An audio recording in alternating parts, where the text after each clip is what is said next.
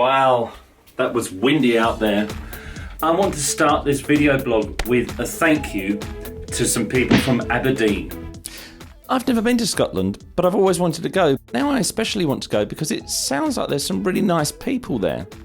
I had a lovely email from Mrs Danielian at Colts Primary School in Aberdeen saying that they performed Shakespeare Rocks in March, they really enjoyed it, and that the children had written letters to me. I love getting nice emails, thank you so much. Slight problem with posting the letters to me.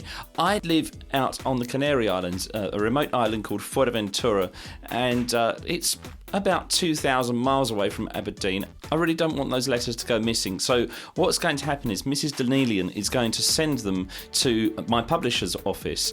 Now I promise you I do read stuff when it gets sent to me. I'd love to read it all out on YouTube, but I really can't take up too much of people's time on the channel. I will read it in my own time, but I've just picked out a few bits and pieces. These are excerpts from P6A/D at Colts Primary School. I'm sorry if I'm getting any names of anything wrong here. Ben, who played the director in Scene 5, says, I love the text you use. You have encouraged me to research the man's wonderful words. That's great. Yes, William Shakespeare did come up with some amazing words, amazement being one of them actually, and silliness being another. James S. says, everyone had fun, which is good, that's what it's all about. Often I seem to start randomly singing your songs in the car, in the playground, in my house and in my shower. They are impeccable. What great language. Well, thank you very much, James S. Kelly says, trying to do a man's voice was very hard. I sounded very funny. I'm not sure what to make of this one. Finley says, all of us had to learn a specific part and then practice in front of our arrogant, loud-mouthed director, Mrs D. My part was William Shakespeare. Mrs D, you might want to have a word with Finley. Finley, I know that phrase is in the play, but if you're going to call your teacher loudmouth and arrogant, next time you're in a room with Mrs D, watch your back. Guru, what a fantastic name. That's a brilliant name. I enjoyed doing Shakespeare Rocks. It was fantastic. The parents gave very positive comments.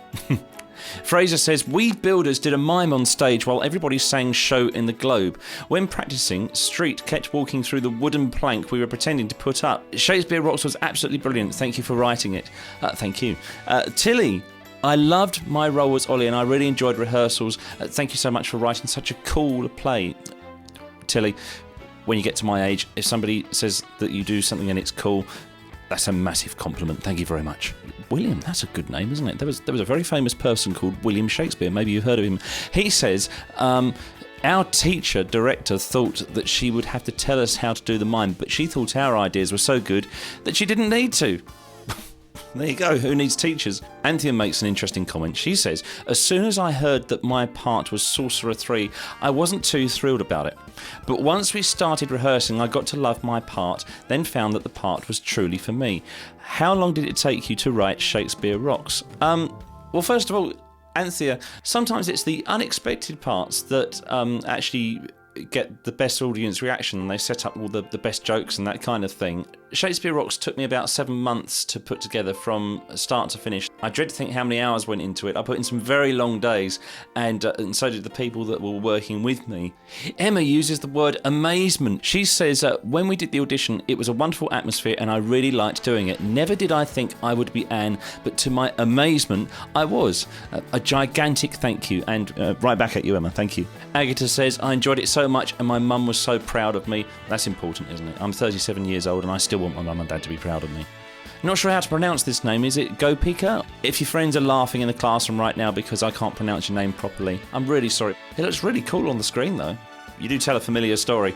Our teacher taught us how to speak clearly and not to speak as if we were having a conversation with a friend. As Aubrey's understudy, I had to step in if she was ill. Unfortunately, she had a croaky voice on the day, so this meant that I did some of her lines, but she was still able to play her part. What a nice story that is. Katie D, sounds like a DJ name. Katie D on the air.